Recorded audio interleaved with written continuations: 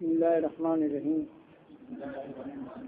رب یسر ولا تعسر وتمم علینا بالخیر یا فتاح وبک نستعین رب یسر ولا تعسر وتمم علینا بالخیر یا فتاح وبک نستعین رب یسر ولا تعسر وتمم علینا بالخیر یا فتاح وبک نستعین۔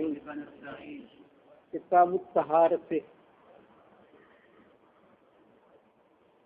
طہارت طہورا یطہر سے مصدر ہے طہارتن، اور اس کا معنی ہے پاکی حاصل کرنا۔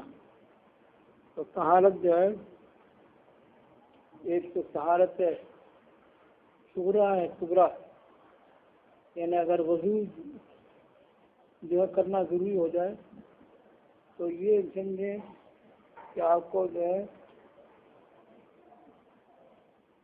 نجاست صغریٰ وہ ہو گئی تو اس سے حاصل کر رہے ہیں، اور جنابت ہو دور کر جائیں تو اس سے طہارت سے کبریٰ۔ فرمال میاہ التی یجوز التطہیر بہا سبعۃ میاہ، کہ وہ پانی کے جن سے پاکی حاصل کرنا جو جائز ہے وہ 7 پانی ہے۔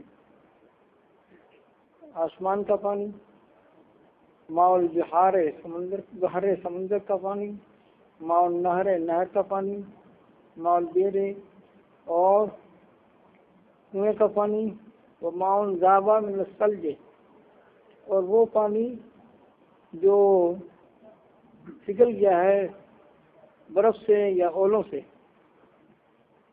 مطلب یہ کہ پگھل کے الگ ہو گیا ہے تو پھر اس سے نجاست جو ہے دور ہو سکتی ہے اور پاک ہو سکتا ہے، اور اگر الگ نہیں ہوا تو پھر اس سے حاصل نہیں ہوگی۔ مثلاً برف خالی مرنے سے نہیں ہوگا، بلکہ اس سے جو ہے وہ دور ہو جائے، پانی یعنی پگھل جائے، پھر جسم سے لگ کے نجاست کو دور کر دے۔ اور اسی طرح اولے اور ماء العین کے چشموں سے پانی حاصل ہو۔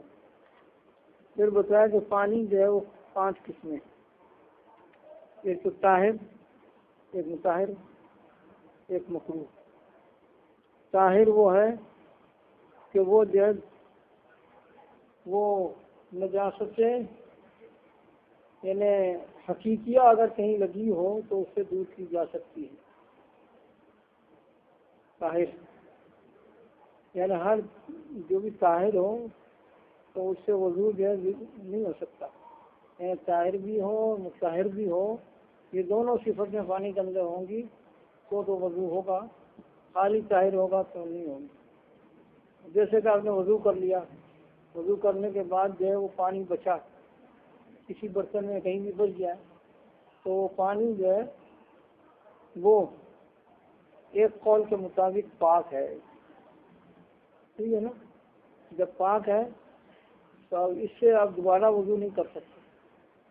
ہاں البتہ کہیں کپڑے میں کوئی کیچڑ لگ گیا یا ایسی کوئی چیز، اس سے دور کرنا چاہیں تو دور ہو سکتی ہے۔ اور مطہر وہ ہے کہ جو بالکل استعمال نہیں ہوا اور پانی نکلا ہے کنویں چشمے وغیرہ سے، تو یہ جو مطہر ہے۔ اور ہے کہ مکروہ، ٹھیک ہے۔